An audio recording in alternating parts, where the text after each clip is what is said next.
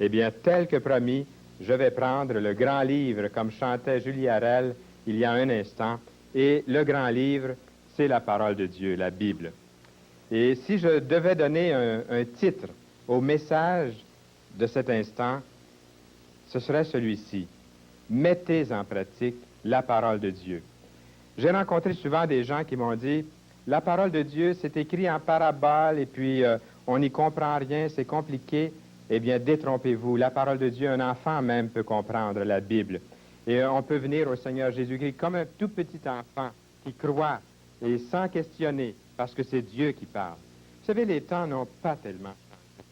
Quand le Seigneur Jésus-Christ, les gens étaient rebelles, les gens étaient indifférents, les gens étaient durs, les gens ne voulaient pas tellement entendre parler de Dieu. Ils étaient insensibles.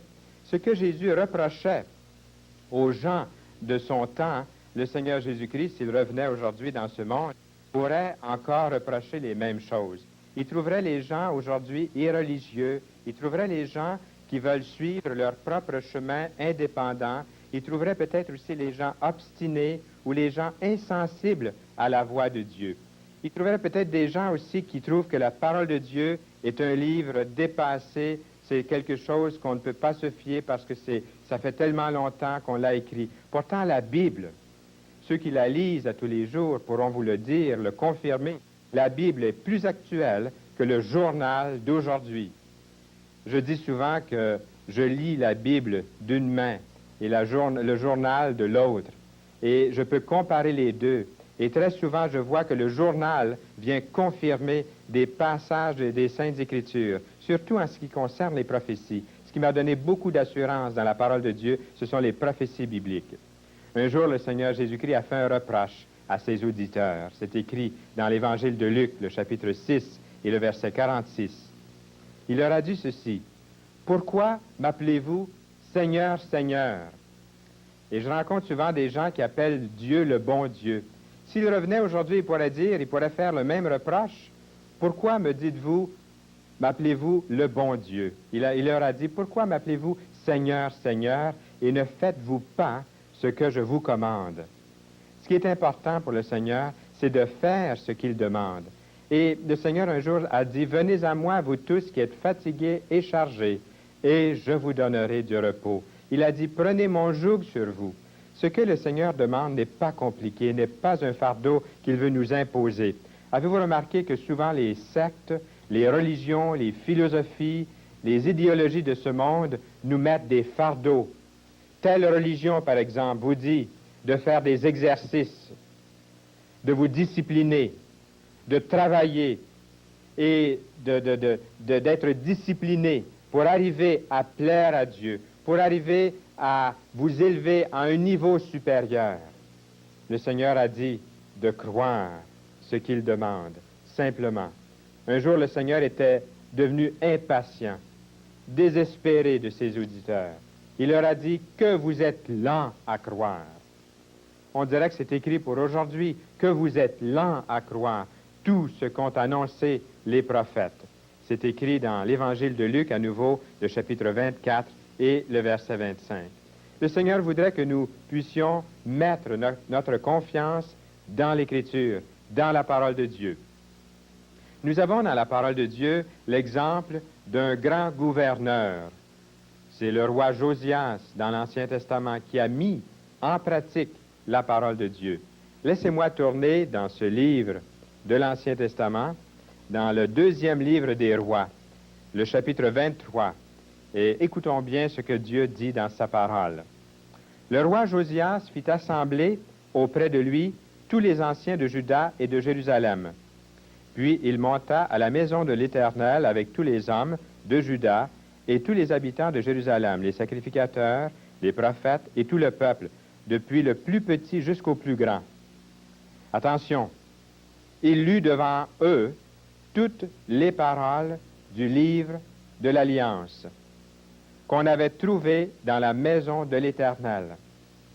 Le roi se tenait sur l'estrade et il traita alliance devant l'Éternel, s'engageant à suivre l'Éternel et à observer ses ordonnances, ses préceptes et ses lois, de tout son cœur et de toute son âme, afin de mettre en pratique les paroles de cette alliance écrite dans ce livre. Et tout le peuple entra dans l'alliance. Vous avez remarqué ce que nous venons de lire ici. Il y avait trois choses que j'aimerais relever de ce qu'on vient de lire dans le deuxième livre des Rois, le chapitre 23, et nous avons lu des versets 1 à 3. Trois choses. Premièrement, lui et tout le peuple se sont engagés à suivre l'Éternel.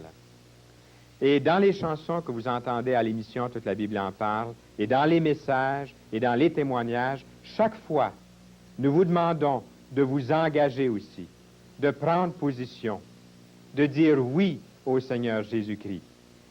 Ici, Josias, avec tout le peuple, s'est engagé à suivre l'Éternel.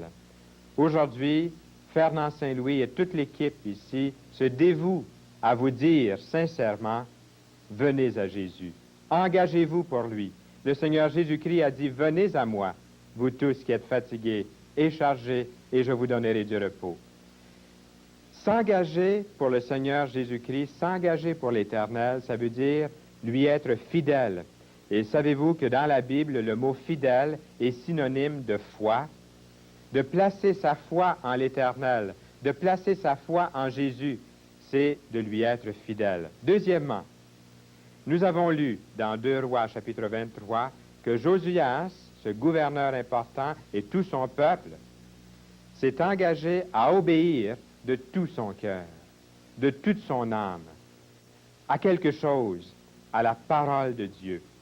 Aujourd'hui, des gens sont dévoués à certains partis politiques. C'est très bien, des choses bonnes en soi. D'autres sont dévoués à leur travail. Ils sont très, très engagés. Il n'y a rien de mal là-dedans. Mais il y a quelque chose d'encore plus grand que le travail. Quelque chose d'encore plus grand que tous les partis politiques du monde entier. Et c'est l'engagement de l'âme. Nous passerons l'éternité avec Dieu, soit en enfer pour l'éternité. Et détrompons-nous, l'enfer existe. Le ciel existe aussi. Et la parole de Dieu nous engage à obéir de tout son cœur, de toute son âme, à la parole de Dieu. Ce n'est pas à n'importe quoi, mais vraiment à la vérité de Dieu, à la parole. Et troisièmement, nous sommes enjoints par ce passage de 2 Rois, chapitre 23, à mettre en pratique tout ce qui est écrit. Nous lisons au verset 3, « Tout le peuple accepta cet engagement ». Quelquefois, je fais le rêve de voir toute une population s'engager pour le Seigneur Jésus-Christ. Je crois que c'est du temps de Calvin, autour du 16e siècle, que toute la ville de Genève s'est convertie presque totalement au Seigneur Jésus-Christ. Le plus grand réveil de l'histoire se trouve dans l'Ancien Testament, du temps de Jonas. Toute la ville de Ninive s'est repentie et s'est engagée pour l'Éternel. Tout le peuple accepta cet engagement. Vous êtes-vous déjà, cher ami, vous êtes-vous déjà engagé à suivre Dieu? Vous êtes-vous déjà engagé à suivre le Seigneur Jésus-Christ et à obéir sa parole? Quand pourriez-vous le faire? Est-ce que le temps dans votre vie est venu, cher ami, pour dire sincèrement au Seigneur, aujourd'hui, je désire mettre ma vie en ordre. Je désire m'engager spirituellement pour lui. J'aimerais vous citer un verset du Nouveau Testament qui dit ceci. Toute écriture, c'est-à-dire la parole de Dieu, est inspirée de Dieu et utile pour enseigner la vérité, réfuter l'erreur, corriger les fautes et former à une juste manière de vivre, afin que l'homme de Dieu soit parfaitement préparé et équipé pour accomplir toute œuvre bonne. Ce passage est écrit dans le Nouveau Testament, dans 2 Timothée, chapitre 3, et le verset 16. Quelle est la réaction ou la démarche ou les démarches à suivre suite à cette prise de conscience devant la parole de Dieu? Eh bien, le roi David, dans l'Ancien Testament, dans les psaumes, a réagi de cette façon-ci. Il a dit, j'ai réfléchi à ma conduite. Je veux revenir à tes ordres. Sans remettre à plus tard, je me hâte d'appliquer ce que tu as commandé. Est-ce qu'on peut revenir un petit peu en arrière dans ce verset et faire comme David, dire, je vais réfléchir. Je vais réfléchir, je vais m'arrêter. Combien parmi vous ont une Bible? Et j'aimerais demander quelque chose que je n'ai pas réfléchi d'avance avant l'émission, mais j'aimerais m'arrêter, faire une petite pause en cet instant et vous demander de faire quelque chose maintenant. Vous allez prendre le récepteur du téléphone, vous allez composer le numéro qui est tout près de chez vous, là, qui paraît à l'écran, et vous allez dire quelle sorte de version de Bible vous possédez à la maison. Je suis vraiment intéressé. J'aimerais savoir si vous possédez une Bible. J'aimerais savoir quelle version. Vous regardez au début de la Bible, dites-moi si c'est une version Crampon, si c'est Osterval, si c'est Maretsu, Jérusalem, Louis II. Dites-moi quelle version vous lisez. Peut-être que vous dites, Fernand, jamais on m'a posé cette question. Je ne sais même pas quelle version j'ai à la maison. Allez chercher votre Bible. Allez chercher votre Nouveau Testament, votre Évangile, et dites-nous ce que vous avez à la maison. Nous aimerions savoir. Voici une bonne manière de mettre en pratique la parole de Dieu. C'est de premièrement l'ouvrir pour savoir ce qu'elle est. J'aimerais vous demander, vous suggérer certaines choses. Si vous avez un crayon et un petit bout de papier, notez bien ce que je vais vous dire, parce que je vais passer très rapidement. Le temps est limité, mais notez ce que je vais vous dire. Et après l'émission, commencez à mettre en pratique la parole de Dieu. Notez, premièrement, ce que les Écritures disent à propos d'un des domaines de votre vie. Très sérieusement, vous lisez la parole de Dieu et vous essayez de faire un parallèle, une application avec quelque chose de bien, bien précis dans votre vie. Deuxièmement, décrivez votre vie dans ce domaine et ne soyez pas trop général. Si, par exemple, la Bible parle de l'ivrognerie, eh bien, voyez votre péché, voyez-le tel qu'il est, avouez-le. Si la Bible parle de votre orgueil, n'essayez pas de dire, bien, c'est à cause de telle ou telle raison. Dites, je viens de voir dans la Bible, comme si je regardais dans un miroir, qu'il y a de l'orgueil dans ma vie.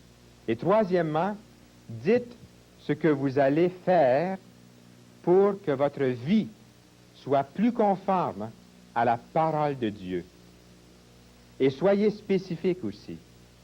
Et quatrièmement, définissez comment vous allez pouvoir évaluer vos progrès. Et notez-les.